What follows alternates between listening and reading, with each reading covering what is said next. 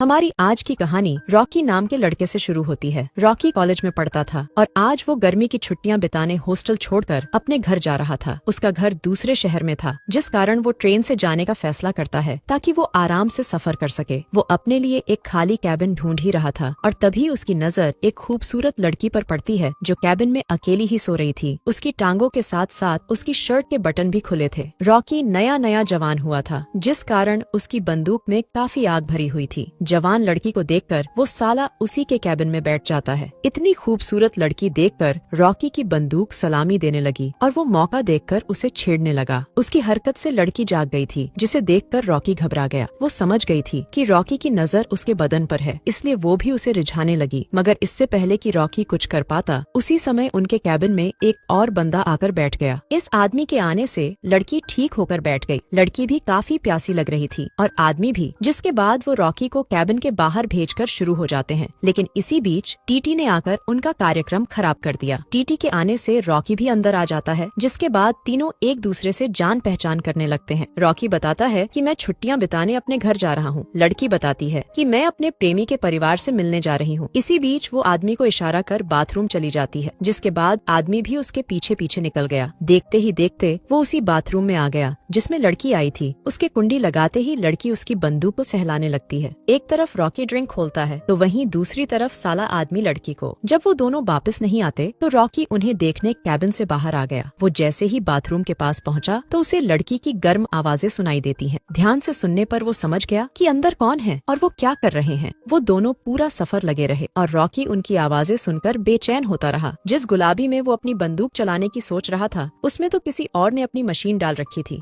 जल्दी ही स्टेशन आ गया और रॉकी भागकर अपने पिता पॉल से मिलता है। पॉल उसे बताता है कि तुम्हारी नई माँ यानी मेरी लवर सोनिया भी इसी गाड़ी से आने वाली है। दोनों अभी बातें कर ही रहे थे कि तभी पॉल की नजर सोनिया पर पड़ती है। सोनिया को देखकर रॉकी हैरान हो गया। थोड़ी देर पहले जिस लड़की की गुफा में वो अपना खाता खोलना चाहता था, वो तो उसके बाप की आइटम निकली। सोनिया को देखकर रॉकी कुछ नहीं बोलता और चुपचाप गाड़ी में बैठ जाता है। रास्ते में पॉल उसे बताता है कि तुम्हारे बचपन के दोस्त नेथन और मैरी भी छुट्टियां बिताने घर आए हुए हैं। जल्दी ही ये लोग अपने घर पहुंच गए। यहाँ रॉकी की दादी उसे देखकर बेहद खुश होती है। इसके बाद वो अपने चाचा जॉन और चाची मोना से भी मिलता है। आज काफी समय बाद पूरा परिवार साथ में खाना खा रहा था, इसलिए वो सभी बहुत खुश थे। इसी दौरान सोनिया कहती है कि आज ट्रेन में एक आदमी ने जबरदस्ती मेरी गुफा में अपना डंडा खाली कर दिया। सोनिया बड़े मजे से ये बात सबको बता रही थी, जिसे सुनकर रॉकी तो बेहद हैरान था, लेकिन बाकी लोगों को कोई फर्क नहीं पड़ता। उसका चाचा अंगूर चूसने में बिजी था और चाची क्रीम खाने में। रॉकी के माता पिता का तलाक हो चुका था। वो ज्यादातर अपनी माँ के साथ ही रहता था और कभी कभार ही यहाँ आता था, इसलिए वो अपने परिवार से मिलकर खुश भी था और हैरान भी, क्योंकि सभी लोग कुछ ज्यादा ही खुले विचारों वाले थे। कोई भी कहीं भी